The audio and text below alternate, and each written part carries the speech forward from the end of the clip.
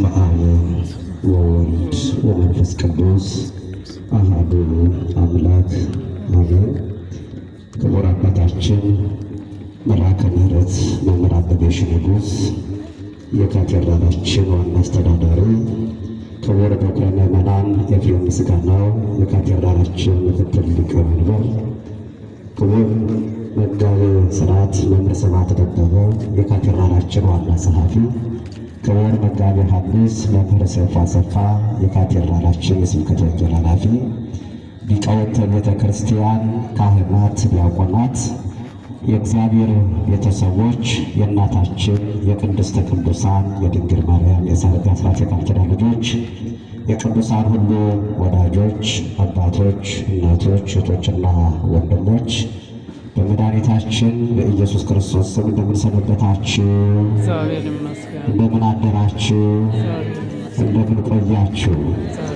በቃሉ የሚያሳርፈን ቅዱስ አምላካችን አሁንም እንደ ትናንቱ በቃሉ ያሳረፈን በዚህ ቅዱስ ቦታ ላይ ስለሰበሰበን የሚያሳርፍ ከወደቅንበት የሚያነሳ ሕያው መድኃኒት የሆነው የመድኃኔዓለም የኢየሱስ ክርስቶስ ስሙ ከምድር እስከ አርያም የተመሰገነ ይሁን። እግዚአብሔርን ከፍ አድርጋችሁ አመስግኑልኝ።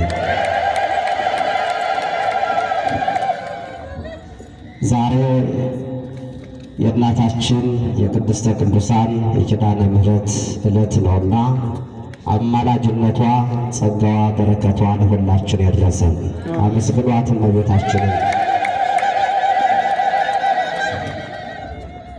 ዛሬ የምንማረው በዛሬው ዕለት ስለ እመቤታችንም ስለ ክርስቶስ ሰው መሆንም ተናግሮ በመልካም ሽምግልና ያረፈው ስለ ጌዴዎን እንማራለን። መነሻ የምናደርገው የቤተ ክርስቲያኒቱ የቅዱሳንን ታሪክ መዝግቦ የያዘው በመጽሐፈ ስንክሳር ታኅሳስ 16 ወበዛቲ ዕለት ሳይረፈ ጌዴዎን በመዋዕለ ዕርግና ሰናይ መጽሐፍ ቅዱስ መጽሐፈ መሳፍንት ምዕራፍ 8 ቁጥር 32 ጌዴዎን በመልካም ሽምግልና አረፈ ይላል ቃሉ። መጽሐፈ ስንክሳርም የሚነግረን ይህንን ነው። ሰላም ለከ ጌዴዎን ኃያል መስፍነ እስራኤል፣ የእስራኤል ገዥ ጌዴዎን ኃያል ሰላም ላንተ ይሁን። ዘተፈነወ ለከ እምኀበ ልዑል፣ ከእግዚአብሔር እማርያም ድንግል ትምህርተ ልደቱ እማርያም ድንግል የክርስቶስ ከእመቤታችን መወለድ አስቀድሞ የተገለጠልህ ኃይል ከእግዚአብሔር የመጣልህ ጌዴዎን ሰላም ላንተ ይሁን ትለዋለች ቤተ ክርስቲያን። ጌዴዎን በመልካም ሽምግልና ያረፈ ሰው መጽሐፈ መሳፍንት ምዕራፍ 8 ቁጥር 32 ላይ ተጽፎ እንደምናገኘው ለ40 ዘመን እስራኤልን መርቶና አስተዳድሮ በመልካም ሽምግልና አረፈ ይለናል ቃሉ። ማን ነው ይሆን በመልካም ሽምግልና ማረፍ የቻለው? በመልካም ሽምግልና እንድናረፍ የጌዴዎንን ታሪክ ማጥናትና መማር ያስፈልጋል። የአባቶቻችንን ታሪክ ቤተ ክርስቲያን የምትነግረን አባቶቻችሁን አምልኩ ለማለት አይደለም። አባቶቻችሁ የያዙትን መንገድ ይዛችሁ ወደ እግዚአብሔር ቤት ድረሱ ነው። ጌዴዎን በመልካም ሽምግልና አረፈ። ስለዚህ የትምህርታችን ርዕስ የሚሆነው በመልካም ሽምግልና ማረፍ ማለት ነው። በምን ሽምግልና አልኋችሁ? በመልካም ሽምግልና፣ በመልካም አባትነት፣ በመልካም እናትነት ማረፍ ያስፈልጋል። ጌዴዎን በመልካም ሽምግልና እንዲያርፍ ያገዘውና የረዳው ምንድን ነው ብለን ስናጠና መጽሐፈ መሳፍንት ምዕራፍ 6 ላይ ታሪኩ ይጀምራል።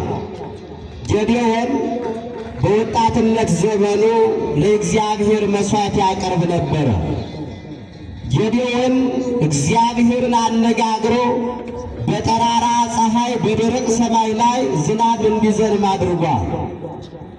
ጌዴዎን መዋዕለ ሥጋዌው የክርስቶስ ሰው መሆን እመቤታችን ከመፈጠሯ በፊት አምላክ ከሰማይ ወርዶ ከድንግል ማርያም እንደሚወለድ ምልክት አይቷል።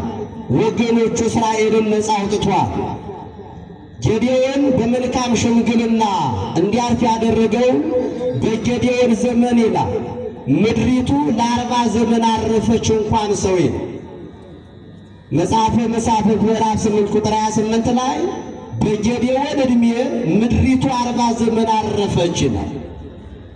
ታዲያ ይህ ሰው በመልካም ሽምግልና ማረፍ ይገባዋል አይገባው? የሚገባው ሰው ጌዴዎን ከተናቁ ማህበረሰቦች የተጸነሰና የተወለደ ሰው ሁልጊዜም እስከ ዛሬም ድረስ እንደምናየው በመጽሐፍም እንደምናነበው ፍልስጤምና እስራኤል ምድያማውያንና እስራኤላውያን ሁልጊዜም በጦርነት የሚኖሩ ማህበረሰቦች ናቸው። በአንድ ወቅት ይላል መጽሐፈ መሳፍንት ምዕራፍ 6 ቁጥር 1 ላይ እግዚአብሔር አጥብቆ የሚወዳቸው እስራኤል ብሎ በስሙ የጠራች ወገኖቼ ያላቸው ይበድሉት ነበረ ይላል። እስራኤል ማለት የእግዚአብሔር ወገን ማለት ነው። የእግዚአብሔር ወገን የሆነው ወገኖቼ ብሎ የጠራቸው እስራኤል የሚወዳቸውን ያህል አጥብቀው እግዚአብሔርን ይጠሩታል። የሚደግፋቸውን ያህል አጥብቀው እግዚአብሔርን ይጥሉታል። የሚያከብራቸውን ያህል እግዚአብሔርን በጣዖት ያስቀኑታል። ወደ ሰይጣን ይሄዳሉ፣ ሟርት ይሰራሉ፣ ክፋት ይሰራሉ፣ እርስ በርሳቸው ፍቅር ያጣሉ። በዚህም ምክንያት እግዚአብሔር ልጆቼ ብሎ የሚጠራቸው ወገኖቼ ብሎ የሚጠራቸው እስራኤል ሲበድሉት ሁልጊዜም ደግሞ የሚቀጣቸው ስሙን በማያውቁ አሕዛብን በምድያማውያን በፍልስጤማውያን ይቀጣቸውና ያሰቃያቸው ነበረ። እግዚአብሔር በክፋታችን እንዳያሰቃየን መልካም ፈቃዱ ይሆንልን። እስራኤል ሲበድሉት በአሕዛብ ያስቀጠቅጣቸዋል። ምድያማውያን እስራኤልን ያሰቃዩአቸው ጀመረ። ማሰቃየት የሚዘሩትን ዘር መጥተው ዘሩን በእሳት አቃጥለውባቸው ይሄዳል። የእስራኤልን ከብቶች መጥተው የሚበሉትን በልተው ካለበለዚያ በእሳት አቃጥለው ከብቶቻቸውን ገለውባቸው ይሄዳል። ማርከዋቸው ይሄዳሉ። ያስለቅሷቸዋል፣ ያሰቃዩአቸዋል። የቆመውን ያስቆርጧቸዋል፣ የቆረጡትን ደግሞ ያስፈልጧቸዋል። ይህማ ወግ ነበረ። ከዚያም ባሻገር ፍልስጤማውያን እስራኤልን እንዲህ ጎድጓዳ ቦታ ላይ ከፍና ዝቅ ካለ መሬት ላይ ሲደርሱ ከእስራኤል ቆነጃጅት ከእስራኤል ጎረምሶች መካከል ይመርጡና ኑ እንደ ድልድይ ተደርደሩ እንራመድባችሁ ብለው እስከ ጫማቸው እየረገጧቸው ይራመዱባቸው ነበረ። ሰው እኮ ጨካኝ ነው ወገኖች። በጣም እኮ የዚህ ዓለም ሰው ጨካኝ ነው። እሱ ማን ሆነና እስከ ጫማው አንዱን ይረግጠዋል።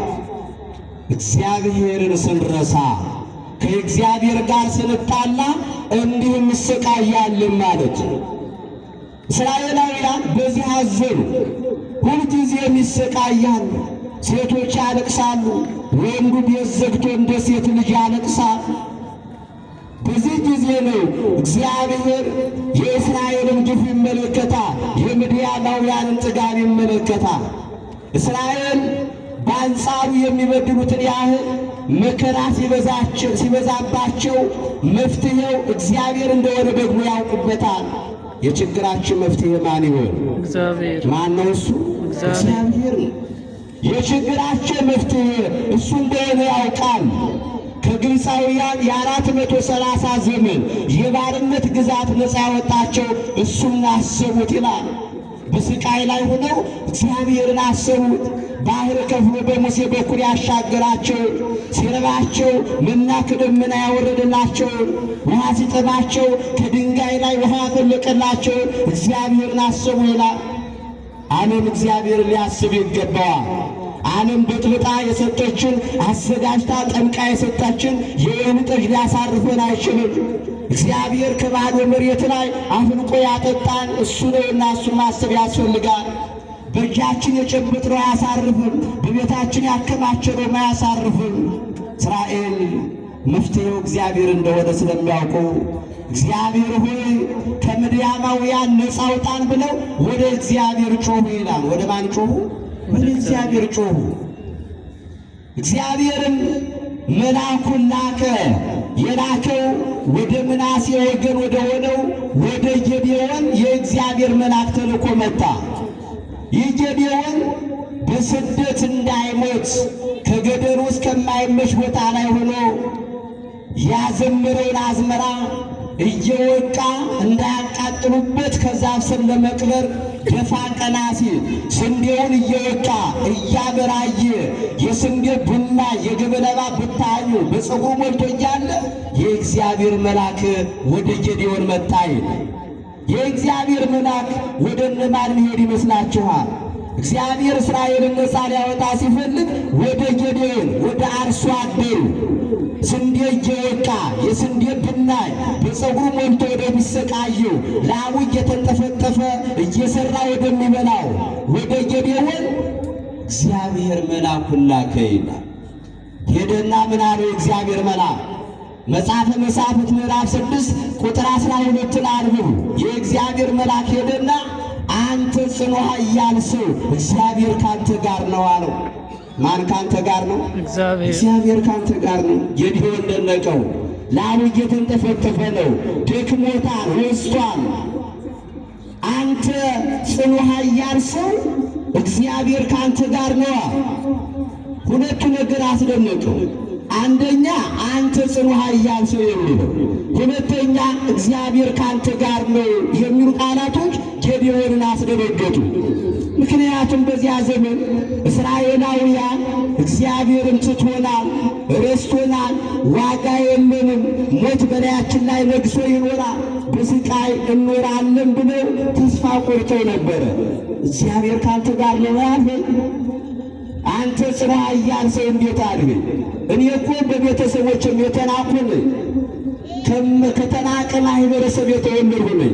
በእስራኤልም ሆነው እርስ በርሳቸው ይናቁ ነበርና አንዱ አንዱን ይንቀዋል። አንዱ የታናሽ ዘር፣ አንዱ የታላቅ ዘር፣ አንዱ የነገሌ ዘር፣ አንዱ የወርቅ ዘር፣ አንዱ የብረት ዘር፣ አንዱ የአፈር የጭቃ ዘር ሆኖ በዓለም ላይ በሰው አመለካከት ይኖራል። ሰው ግን ሁሉም የምን ዘር ነው?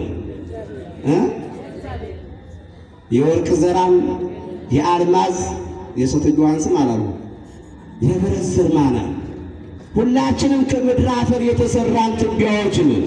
እግዚአብሔር ስላከበረን፣ እግዚአብሔር ስላገነነን፣ በውበቱ ስለሰራን እንጂ እኛ ከምድር አፈር የተሰራን። ነገር ግን ሰው እርስ በርሱ ይናቃል። ራሱን እንደ ወርቅ የሚያያል፣ ራሱን እንደ ብር። እንዴ ከወርቅና ወርቅ ምንድን ነው? ወርቅ እኮ አይሰማም ማለት ወርቅ ምንድን ነው? ድንጋይ ሰዎች ተስማምተው በዚህ እንገበያይ ስላሉ እንጂ ወርቅ እኮ ድንጋይ ነው እያለ እኮ ነው። ሰው ራሱን ከፍ አድርጎ የሚሰጠው ምሳሌ ሁሉ በጣም የሚገርም ነው። ከሰው ይልቅ ወርቅን የሚያከብር ከሆነ ይህ ሰው ወደ ድንጋይነት ዘመን እየተመለሰ ነው ማለት ነው። ጌዴዎንን ምን አለው? የእግዚአብሔር መልአክ መጣን። አንተ ጽኑ ኃያል ሰው እግዚአብሔር ካንተ ጋር ነው፣ ደስ ይበልህ አለው። ጌዴዎን ማለት ጽኑ ኃያል፣ ጽኑ ኃይለኛ፣ የእግዚአብሔር ብርታት ማለት ነው። ስምን መልአክ ያወጣዋል ማለት ይህ ነው። ጌዴዎን ከተናቀ ማህበረሰብ ሲወለድ እናቱ እንደተወለደ ምን አለችው? ስሙን ጌዴዎን ብየዋለሁ አለችው። ከተናቀ ማህበረሰብ ደካማ ተብላ ደካማነቷን አምራ የተቀበለችና ልጇን ጌዴዎን አለችው። እግዚአብሔር በእሷ አንደበት ስሙን አወጣለት ጌዴዎን። ጌዴዎን ማለት ኃያል ማለት ነው። አንተ ጽኑ ኃያል ሰው እግዚአብሔር ካንተ ጋር ነው። ተደነቀ ጌዴዎን ጠየቅ፣ እንዴት እግዚአብሔር ካንተ ጋር ነው አልኸኝ? እንዴት እኔን ደካማውን ኃያል ሰው አልኸኝ? ይገርምሃል፣ በዚህ ትደነቃለህ። የእግዚአብሔርን ሕዝብ እስራኤልን ከምድያም ሰዎች ነፃ ታወጣቸዋል። ከምድያም ሰዎች ነፃ ታወጣቸዋል። ጌዴዎን በዚህም ተደነቀ። እኔ ደካማው እንዴት እስራኤልን ያህል ታላቅ ሕዝብ ከምድያም ሰዎች ነፃ አወጣለሁ? ማን የላከ? እግዚአብሔር። እግዚአብሔር ከላከ እሱ ምልክት አሳየኝ፣ መሥዋዕት ልሰዋ። ሦስት ምልክቶች በሥላሴ አምሳል ሦስት ምልክቶች እፈልጋለሁ። ስንት ምልክቶች? ሦስት ምልክቶች እፈልጋለሁ። ይህ ታላቅ ሰው በዛሬው ዕለት ስላረፈ ነው። ታዲያ ሦስት ምልክቶች ምንድን ነው? አንደኛ በዚህ ዛፍ ስር እያነጋገር ሆነውና ለእግዚአብሔር መሥዋዕትን አቅርብ። ለማን መሥዋዕትን አቅርባ? ለእግዚአብሔር መሥዋዕትን አቅርብ። በዚያን ዘመን የእግዚአብሔር ቤተ መቅደስ ፈርሶ በየዛፉ ሰው የጣዖት ቤት እየሠራ ምድያማውያን ፍልስጤማውያን ለጣዖት ለሞዓብ አማልክት መሥዋዕት ይሰዉ ነበር። እስኪ ለእግዚአብሔር መሥዋዕት ልሰዋ፣ እውነት ከእግዚአብሔር ከተላካ ሰዋ መሥዋዕትህን አለ። መልካም መሥዋዕት አቀረበ። ጠጉሩ ያላረረ፣ ጥፍሩ ያልዘረዘረ፣ ቀንዱ ያልከረከረ መልካም መሥዋዕት አምጥቶ ለእግዚአብሔር ሰዋ መሥዋዕት አቀረበ። መሥዋዕትን ከመሥዋዕት ይመረጣል። እንክርዳድ የተባደባለቀባቸው መሥዋዕቶች ከእግዚአብሔር ጋር ሊያስታርቁ አይችሉም። በክፋት በተንኮል በንጽሕና ሳይሆን በበደል ሆነን የምናቀርባቸው መሥዋዕቶች ከእግዚአብሔር ጋር ሊያስታርቁን ስለማይችሉ ንጹሕ መሥዋዕት ማቅረብ ይገባናል ማለት ነው። መሥዋዕታችሁን እጸይፋለሁ ብሏል ቅዱስ እግዚአብሔር። መሥዋዕተ ክሙኒ ወቁርባነ ክሙኒ፣ መሥዋዕታችሁን ቁርባናችሁን ንቄዋለሁ ይላል እግዚአብሔር። መሥዋዕታችን ንቆብን ይሆን? ቁርባናችንን ንቆብን ይሆን? ጸሎታችንን ንቆብን ይሆን? የተናቀ መሥዋዕት፣ የተናቀ ቁርባን፣ የተናቀ ጸሎት ምን አይነት ነው ሲባል በበደል ሆኖ በኃጢአት ሆኖ መሥዋዕት ማቅረብ።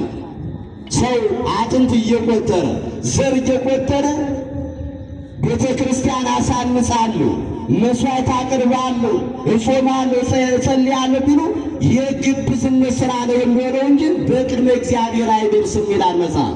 መሥዋዕታችሁን ንቄዋለሁ ይላል እግዚአብሔር። ጌዴዎን መሥዋዕቴን ካልናቀ መሥዋዕትን አቅርብ፣ እግዚአብሔር መሥዋዕቴን እንዳይንቀው መልካም መሥዋዕት አቅርባለሁ አለ። እግዚአብሔር መሥዋዕታችንን እንዳይንቀው ከፈለግ ያማሩ የተዋቡ አባግን በጎችን መሥዋዕቶችን የመሥዋዕት አይነቶችን ማቅረብ በብሉይ ኪዳን የእንስሳት መሥዋዕት ስለሚቀርብ ነው። በአዲስ ኪዳን ግን ራሱ ኢየሱስ ክርስቶስ መሥዋዕት ስለሆነ መሥዋዕቱ ክቡር ሥጋውና ክቡር ደሙ ያማረ መሥዋዕት አቅርባለሁ፣ ልቤን ንጹሕ አድርጋለሁ አለ ጌዴዎን። እንዳለው አደረገ። መሥዋዕቱን ሰዋ፣ በብርት አድርጎ ደሙን ሥጋውን በሌማት አድርጎ አቀረበ። የእግዚአብሔር መልአክ በትረ መስቀል ይዟል። በዚያ በትረ መስቀል ጌዴዎን ያቀረበውን መሥዋዕት ሲነካው እሳት ከሰማይ ወርዶ በላለት። መሥዋዕቱን እግዚአብሔር ተቀበለለት ይላል። ክብር ለቅዱስ እግዚአብሔር ይሁን። አመስግኑት። መሥዋዕቱን እግዚአብሔር ተቀበለለት። መሥዋዕታችንን እንዲቀበልልን መልካም ፈቃዱ ይሆንልን። አሜን። መሥዋዕቱን እንደተቀበለለት ምልክት ያሳይ። ምሳሌ ነው አለው። መልአኩ ተረጎመለት። እዚያው ላይ ይህ ያዝኩት ዘንግ ያንተ ጦር እግዚአብሔር የሰጠው ጦር ምሳሌ ነው። ይህ የተቃጠለው ሥጋ የአሕዛብ የምድያም ሰዎች ምሳሌ ነው። እግዚአብሔር ባንተ ጦር ምድያማውያንን እንደ እሳት ያነዳቸዋል።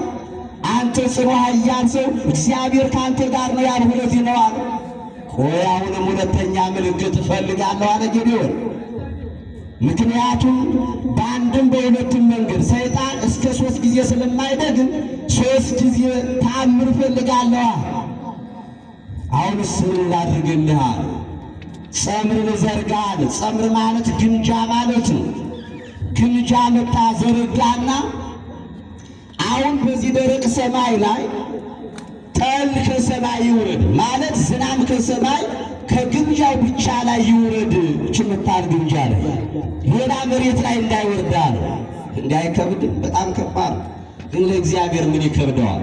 እንኳን ለእግዚአብሔር ለቅዱሳን ሰዎች የሚከብድ ነገር የለም። እኛ የሚከብደን በስነ ምግባርና በሃይማኖት ስላልታነጽ መንፈስ ቅዱስ በደንብ ስላላደረብን ፈራ ተባ እያል ክርስትናውን ስለምናመልክ እንጂ ክርስቶስን ስለምናመልክ ነው እንጂ በፍርሃት በጥርጥር በሁለት መንገድ ሆነን በሁለት ልብ ሆነን ስለምናመልክ እንጂ ለእግዚአብሔር ሰዎች እንኳን ለእግዚአብሔር መላእክት እንኳን ለእግዚአብሔር መላእክት ለሰው ልጆች ሰማይ ምድሩ ይታዘዛል፣ አራዊቱ ይታዘዛል። የያዕቆብ መልእክት ምዕራፍ 3 ቁጥር 6 ከቁጥር 1 ጀምረን ስናነበው አራዊት ሁሉ ለእግዚአብሔር ሰዎች ይገራሉ፣ ይገዛሉ። ጸምሩ ላይ ግምጃው ላይ ብቻ ይውረድ ይላል። ይህ መጽሐፍ ቅዱስ ነው። ይሁንልህ አለው የእግዚአብሔር መልአክ። ጠል ከሰማይ ወረደ፣ ዝናም ከሰማይ ወረደ። ሌላ ቦታ ላይ ሳያርፍ ከተባረክ እዚያች ትንሽ ግምጃ ላይ ወረደለት ዝናሙ። ዳርና ዳሩ ደረቅ ነው ሲዳበሰው፣ ሲጨምቀው አንድ መንቀል ውሃ ወጣ ይላል። ይህም ምሳሌ ነው። ጠሉ ጊዜያዊ ምሳሌና ዘላለማዊ ምሳሌ አለ። ጠሉ በዚህ በጊዜያዊ ምሳሌ ላይ የአሕዛብ ምሳሌ ነው። ጠሉ የመዓተ እግዚአብሔር፣ ግምጃው የአሕዛብ ምሳሌ ነው። ዝናሙ ከግምጃው ላይ መውረዱ መዓተ እግዚአብሔር በአሕዛብ ላይ ለመውረዱ ምሳሌ ነው። ከግምጃው ላይ ዳርና ዳሩ ደረቅ መሆኑ መዓት ዳርና ዳሩ የእስራኤል ምሳሌ ነው። የእግዚአብሔር መዓት አሕዛብን ሲያጠፋ እስራኤልን ላለማጥፋቱ ምሳሌ ነው። ዘላለማዊ ምሳሌው ግን ጠል የተባለ ክርስቶስ ነው። ዝናም የተባለ ከሰማይ የወረደው ከድንግል ማርያም የተወለደው ኢየሱስ ክርስቶስ ነው። ያ ጠል ከግምጃው ላይ ወረደ ማለት ግምጃይቱ እመቤታችን ድንግል ማርያም ናት። ያ ጠል ከግምጃው ላይ እንደወረደ በዳርና በዳር እንዳልወረደ ሁሉ አምላክም ከሰማይ ወርዶ ከእመቤታችን ተወለደ እንጂ ከሌሎች ሴቶች ላለመወለዱ ምሳሌ ነው። ሶስተኛ ምልክት አለ። ሶስተኛ ምልክት እፈልጋለዋል። ልምዓ በስሉስ ጥፋ በስሉስ ምስክር በሶስት እንደሚጸና ሁሉ ሶስተኛ ምልክት እፈልጋለዋል። ምን ምልክት ላድርግልሃል? ግምጃውን እንደያዘ ነውና ከዚህ ግምጃ ላይ ጠል እንደወረደ አሁን ደግሞ ግምጃው ላይ ደረቅ ይሁንና ዳርና ዳሩ ላይ ብቻ ዝናቡ ይውረዳል። ይሁንልህ አለ፣ ሆነለት። አሁን ስናገር አፈ ታሪክ እንዳይመስላል። መጽሐፈ መሳፍንት ምዕራፍ 6 ከቁጥር እስከ ምዕራፍ 10 በአጠቃላይ ወይንም እስከ ትምህርታችን ርዕስ ያለው ማንበብ እስከ ምዕራፍ 8 ወረደለት። ግምጃው ደረቅ ሆነ፣ ዳርና ዳር እርጥብ ሆነ። በዚህ ሰዓት ዳርና ዳር የተባሉ የአሕዛብ ምሳሌ ይሆንና ጸምሩ የእስራኤል ምሳሌ ይሆናል። በዳር ያሉ አሕዛብን አጥፍቶ እስራኤልን የመታደጉ ምሳሌ ነው። ለክርስቶስ ሰጥቶ ለዘላለማዊ ምሳሌው ሲተረጎም ደግሞ ጠል የዘራ ወራዞት ይሆንና ከእመቤታችን ግምጃው ላይ አለመውረዱ እመቤታችን በዘራ ቢስ ጌታን ላለመውለዷ ምሳሌ ነው። እመቤታችን ክርስቶስን ስትወልደው ያለ ዘራ ቢስ ነው የወለደችው። እንደ ሴቶች እንደ እናቶቻችን እግዚአብሔርን ስትወልደው ከአባት ዘር ከእናት ደም ተከፍሎ አልወለደችው፣ ከባሕርይዋ ነው የወለደችው ክርስቶስን። ያለ ዘራ ቢሲ፣ ያለ ዘራ ወራዞት፣ ያለ ሩካቤ ሥጋ እግዚአብሔርን የመውለዷ ምሳሌ ነው፣ ዘላለማዊ ምሳሌ ነው። ለዚህ ነው አባ ሕርያቆስ ጸምር ዘጌዴዎን የጌዴዎን ግምጃ አንቺ ነሻል። ጌዴዎን ግምጃ ላይ ዝናብ ወርዷል፣ ከሰማይ ዝናብ ወርዷል። ከአንቺም እግዚአብሔር ከሰማይ ወርዶ ከሥጋሽ ሥጋ ከነፍስሽ ነፍስ ነስቶ በድንግልና ጸንሰሽ በድንግልና እንድትወልጁ እግዚአብሔር ፈቅዶልሻልና አንቺ የጌዴዎን ግምጃ ነሻል።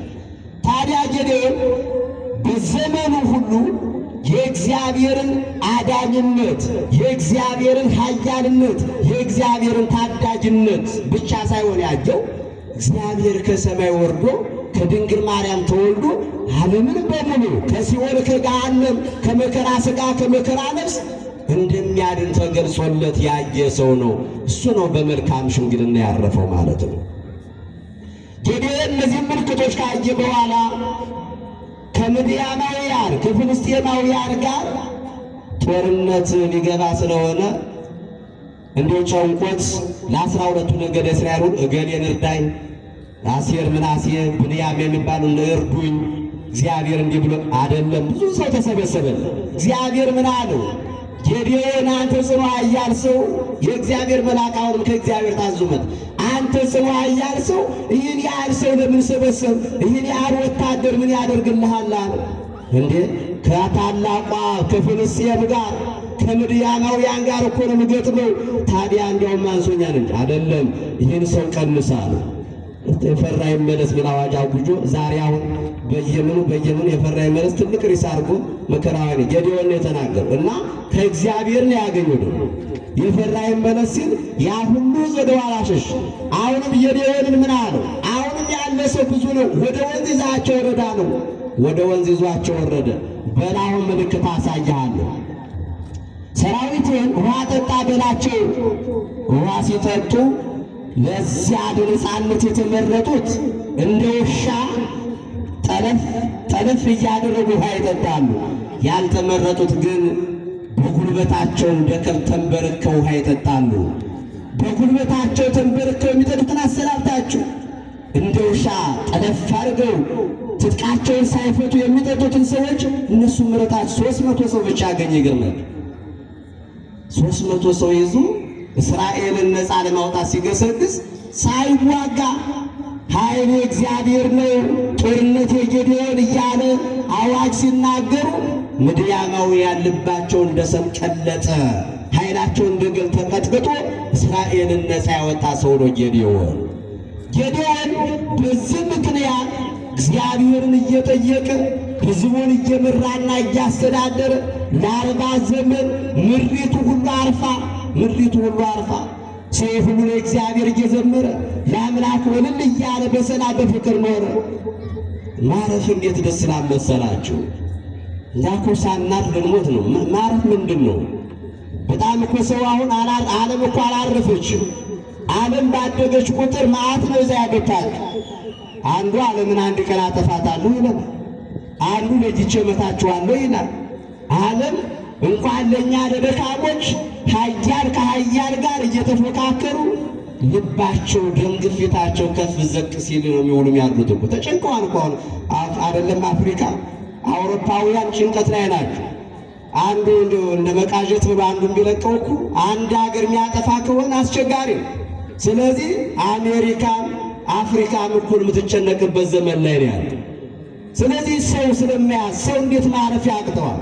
የሚያሳርፈው የእግዚአብሔርን ቃል ለምን አይፈልግም?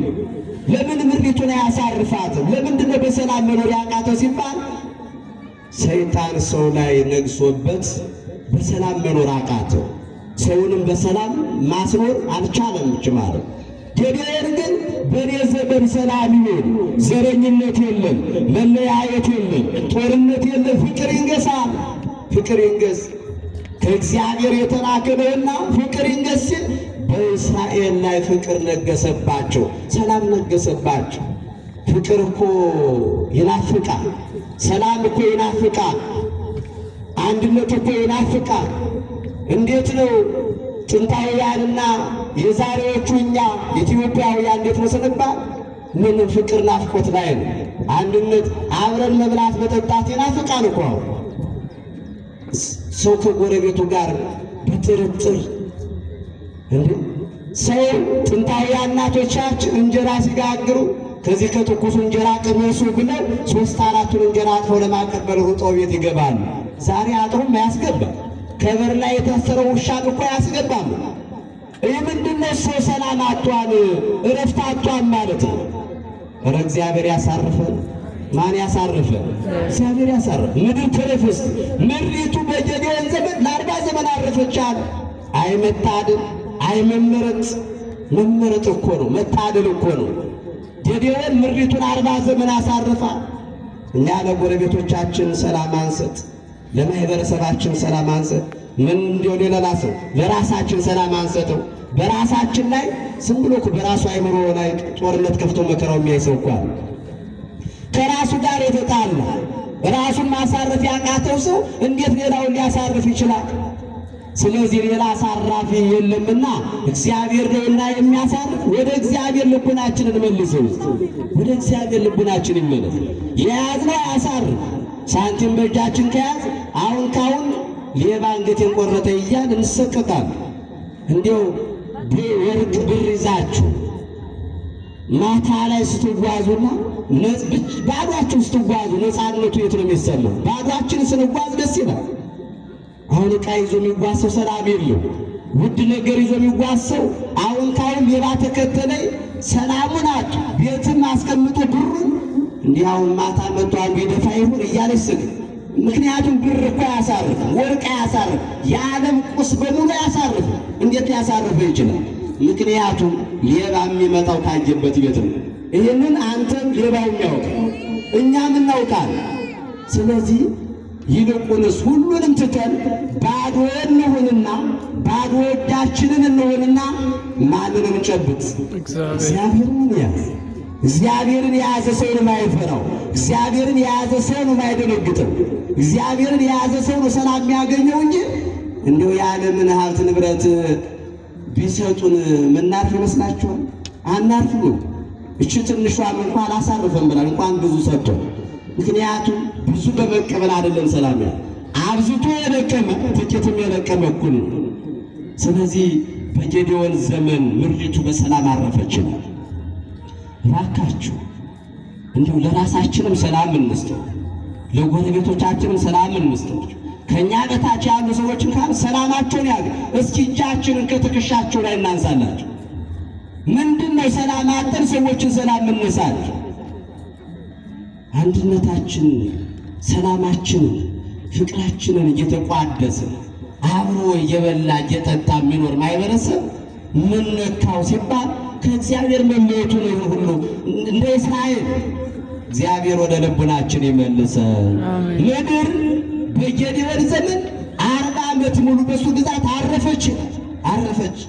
ይህን ሁሉ ስራ ሰራና ኃያል ጽኑ እግዚአብሔር ሰው ጌዴዎን ብዙ ልጆችን ወልዶ 40 ዘመን በስልጣን ላይ ኖሮ እስራኤልን መርቶና አስተዳድሮ መቼም ክፉም ሰራ በጎም ሰራ ሞት አይቀርምና በመልካም ሽምግልና አረፈ፣ ሞተ፣ ተቀበረ። አያችሁ የሰው ልጅ ፍጻሜው መቼም ሞተ ነው። መጨረሻችን የሚያሳዝነው ነገር በዓለም ላይ እገሌ ሞቷልና አቃብሩኝ፣ ሌላ እኮ የለንም፣ ሌላ አዋጅ የለም። ስንወለድ እየዘመሩ እልል እያሉ የተቀበሉን ሰዎች ስንሞት እያለቀሱ ይሸኙን። ስንወለድ በእልልታ ልጁ እኮ ያለቅሳሉ። እንደሚገርመው ነገር እኛ በሰፈር ሰው ሲወለድ እየዘመረ እልል እያለ ክርስቲያኑ ሊዘምር ይችላል። እንደ በጣም ክርስትና ያልገባው ደግሞ ዘፈኑ ሙዚቃውን ከፍቶ በተለይ ወንድ ልጅ የተወለደ እንደ ባህሉ እንደዚያ መከራውን ያልሰዋል። ሴትም ይሁን ወንድ ሕፃን ሲወለድ አዋላጆች ተሰብስበው እየዘመሩ እየዘፈኑ ሕፃኑ ምንድነው እልል ይላል። አሁን ዋይ እያለ የሚያለቅስ መጣ ወደ እናንተ መሰለኛል። መጣ ወደ ወደዚህ ምድር ወዮልኝ፣ የእናቴ ማይፀን ይሻለኛል እኮ ነው። የእናቴ ማይፀን ይሻለኛል፣ ወየው ከዚህ ግፈኛ አመፀኛ ሕዝብ መካከል ልቀላቀል ነው። 3 ዓለማት አሉ ለሰው ልጅ። አንደኛው የእናት ማህፀን፣ ሁለተኛው ይህ ዓለም ነው፣ ሶስተኛው ከሞት በኋላ የምናገኘው ዓለም። ግን ደስ የሚለው ዓለም የትኛው ነው ቢባል ይህኛው ዓለም አለ።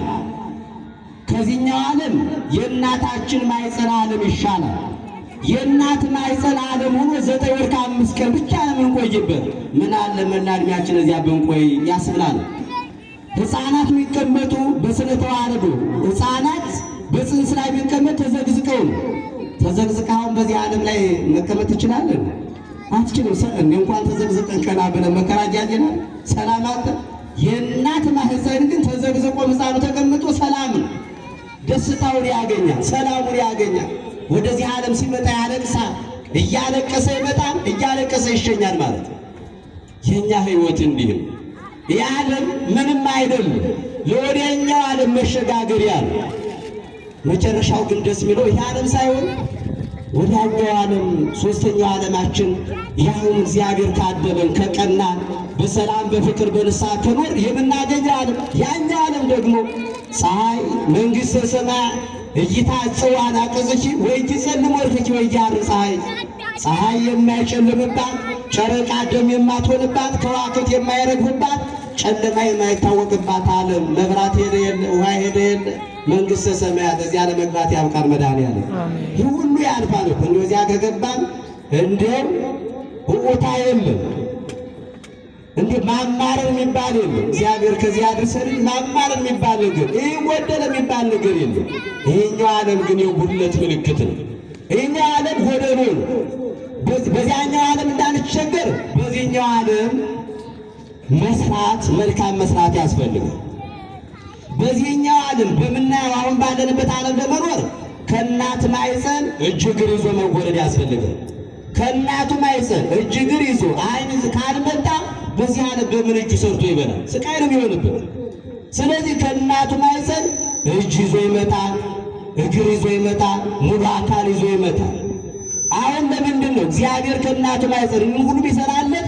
በዚህ ክፉ ዓለም እንዳይሰቃይ ሰርቶ የሚበላበት እጅ የሚራመድበት እግር እንዲያው ክፉ ቀን ከመጣ መሮጦ የሚያመልጥበት እግር ሰጥቶን ወደ ወዲያኛው ዓለም ስንደም በዚህ ዓለም ላይ ስንመጣ እግር እንደሚያስፈልገን ወደ በሰማዩ ዓለም እንዳንቸገር የነፍስ እጅ ያስፈልጋል። የምግባር እግር መልካም የሚሰራ እጅና እግር ያስፈልጋል። ስለዚህ በወዲያኛው ዓለም ላለመቸገር መልካም ስራዎች ያስፈልጉናል ማለት ነው። በሰላም መኖር በሰላም እግዚአብሔርን ማምለክ እንዲያድለን መልካም ፈቃዱ ይሁን። አሜን። በመልካም ሽምግልና አረፈ ነው። ጌዴዎን ማረፉ አልቀርም፣ አረፈ ሞት። ግን ሞታችን የሚያያ መጽሐፈ እንደሚነግረን እረፍት የሚለው ቃል ትምህርቴን ልጠቅልለው አንድ አራት ነጥቦችን ላንሳ። እረፍት የሚለው አሁን አንዳንድ ሞተ ይላል። ሞተ የሚለው ለቅዱሳን ሰዎች ሞት እረፍት ነው። ለክፉ ሰዎች ደግሞ ሞት ብቻ ሳይሆን የሞት ሞት ነው።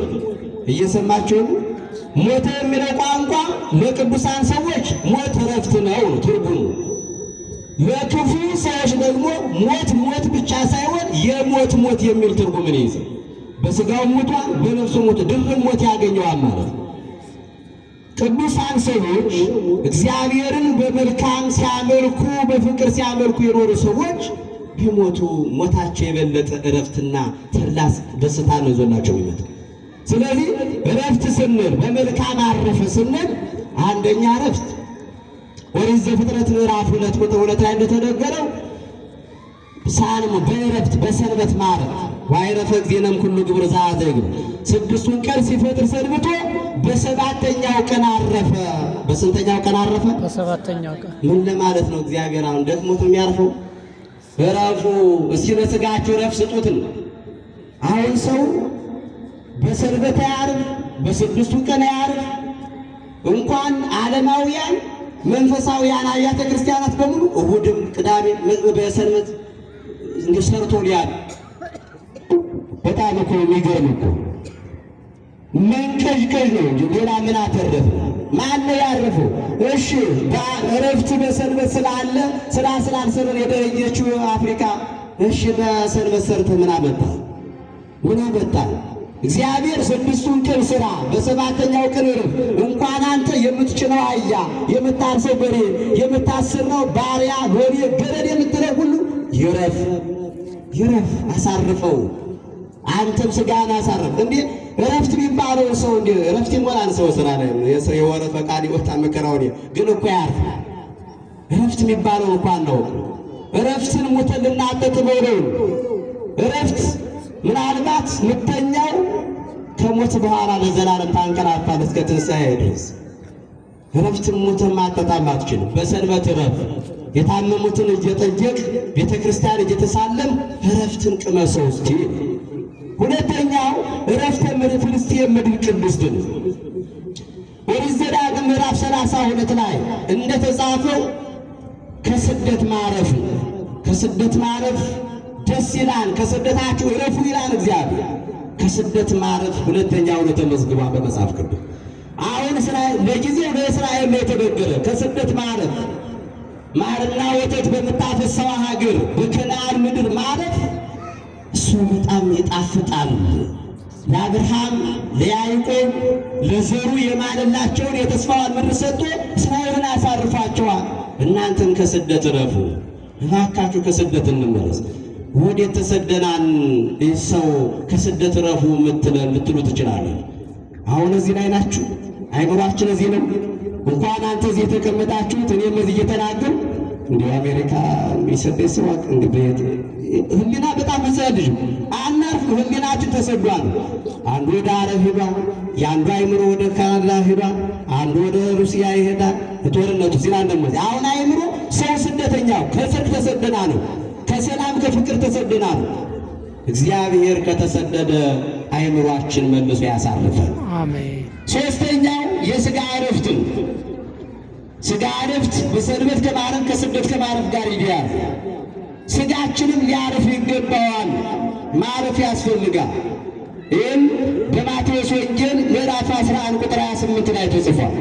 እናንተ ሸክም የከበዳችሁ ወደ እኔ ኑ፣ እኔ ምን እላችኋለሁ ይላል? አሳርፋችኋለሁ። ምን እላለሁ? ማረፍ አትፈልጉም? ምን እላለሁ አለ እግዚአብሔር። ማን ያሳርፈን? እግዚአብሔር ያሳርፈን። አሜን። የመጨረሻው አራተኛው ዕረፍት በመንግሥተ ሰማያት ማረፍ። ራዕየ ዮሐንስ ምዕራፍ 14 ቁጥር 13 ላይ በጌታ በእግዚአብሔር አምነው የሞቱ ሰዎች ብፁዓን ናቸው፣ ሥራቸው ይከተላቸዋል፣ ወደ ሕይወት ወንዝም ይወስዳቸዋል፣ በሰላምም ሥራቸው ያሳርፋቸዋል። በመንግሥተ ሰማያት እንድናርፍ መልካም ፈቃዱ ይሁን። አሜን። ከዚህ ሁሉ ደስ የሚለው በመንግሥተ ሰማያት የምናገኘው ዕረፍት ጉድለት የለበትም። ሞት የለ፣ ሁለተኛ ሞት፣ መፈናቀል የለ። በመንግሥተ ሰማያት ለዘላለም ከእግዚአብሔር ጋር በምስጋና ከመላእክቱ ጋር መኖር፣ ማረፍ፣ መውጣት፣ መድከም የለ። በዕረፍት በሰላም መኖር በመንግሥተ ሰማያት። ጌዴዎን የመጨረሻውን በመንግሥተ ሰማያት ማረፍን በምድርን ማረፍን አግኝቷል። መታደል እንደዚህ ነው። እግዚአብሔር ከድካመ ዓለም ያሳርፈን፣ ከስደት ያሳርፈን፣ ከክፉ ነገር ሁሉ አሳርፎን በመልካም ሽምግልና እንድናረፍ መልካም ፈቃዱ ይሁን። አሜን። አባቶቻችን ሽማግሌዎች፣ እናቶቻችን በእርግጥ ሽማግሌ ይሞታል ሲባል ሕፃን ልጅ ከእናቱ እኔ ተቀልቦ ይሞታል። እኛ የሞት መንገድ አበጅተን ነገሌ ደርሰዋል ለሞት እንላለን። አያት ተቀምጦ ትናንት የተወለደው ሕፃን ይሞታል። ነገር ግን እግዚአብሔር ዕድሜ ያድነን ሽምግልና ላይ የደረስን ሰዎች በመልካም ማረፍ መሸምገሉ እኮ አይቀርም። አሁን ወጣት የነበረው ያረጃል፣ አይኑን ሲኳል የነበረው ያለቅሳል። አሁን ወጣቶች፣ እህቶች፣ ወንድሞች፣ ሽማግሌዎች፣ አያቶቻችን፣ አባቶቻችን ማንም ሳይገርፋቸው እንባቸው ተብተብ ይላል፣ ያለቅሳሉ፣ 10 ጊዜ ይጠርጋሉ። ምን ሆነው መሰላችሁ? ዘመን ያልቃል፣ ጉልበት ያልቃል፣ ኃይል ያልቃል። ከ1 ዓመት እስከ 20 ዓመት ያለ ሰው የንፋስ ዘመን ነው፣ ነፋስነቱ ያልቃል። ከ20 ዓመት እስከ 40 ዓመት ያለው የእሳት ዘመን ነው፣ እሳትነት ያልቃል። ከ20 እስከ 30 ዘመን ሴቱም ወንዱም እሳት ላይ ነው። የሥጋ ወደሙ አትስጡኝ እንዲህ ይገርማል። እሳት ላይ ነው እያለ ሰዓት በርቶት ቀረ። ያም ዘመን ያልፋል እንዳይመስል። ከ40 ዘመን እስከ 60 ዘመን የውሃ ዘመን ጸጥ ይላል። ኧረ ተው ታረቁ፣ ኧረ ተው ወደ ቤተ ክርስቲያን እንሂድ፣ እንደ ወገኔ ጋር በመንቀን የተጣለ ማለት ጀመረ። 40 ዘመን ሲሆነው አሁን 40 ዘመን ሊሞላችሁ 3 ዓመት 5 ዓመት የቀራችሁ ሰዎች ያችን 5 ዓመት እሳት ላይ የምትሆኑ ተው ተመለሱ፣ እንመለስ። ከ40 እስከ 60 ዘመን ውሃ መጥቶ ይረከብሃል። ከ60 እስከ 80 ዘመን መሬት ይቀበለናል። መሬቱን እየተደገፍ መነሳት፣ ያዙ ልቀቁ ማለት እስኪናንሳይ ጫማ ሲያረግ መሬት ላይ መከራውን አይቶ አፄ ኃይለ ሥላሴ እንዲሁ እስኪሞቱ ድረስ መሬት ላይ ተቀምጠው ጫማ ያረጉም ነበር አሉና እየፈሩ እኮ ነው። አላረጀሁም ለማለት ነው። ገፋ ያለ ዘመን ስላስተዳደሩ እንዲሁ አላረጀሁም እንዳትሽሩ አይነት ነው። ግን ከ60 ዘመን እስከ 80 ዘመን ሆን ብሎ እንኳን እንዳትነክቶ ዝም ብለህ ትወድቃለህ። መሬቱ ይስብሃል፣ ይቆጣጠራል። 80 ዓመት ጀምሮ ደግሞ ይጎርስሃል መሬት። ስለዚህ የሰው ልጅ ሆይ መጽሐፈ መክብብ ዘሰሎሞን 12 ቁጥር 1 ላይ እምቅድመ ይጽምጻእከ ሞት እኩይ እምቅድመ ይጽልምብከ ፀሐይ ወር ፀሐይ ሳይጨልምብህ ጨረቃም ደም ሳትሆንብህ ከዋክብትም ሳይረግፉብህ የጉብዝና ወራትም ሳያልፍብህ ተመለስ ወደ እግዚአብሔር አለ ሰሎሞን። ይቆየን። ወስብሐት ለእግዚአብሔር። ቃሎትን ያሰማልን።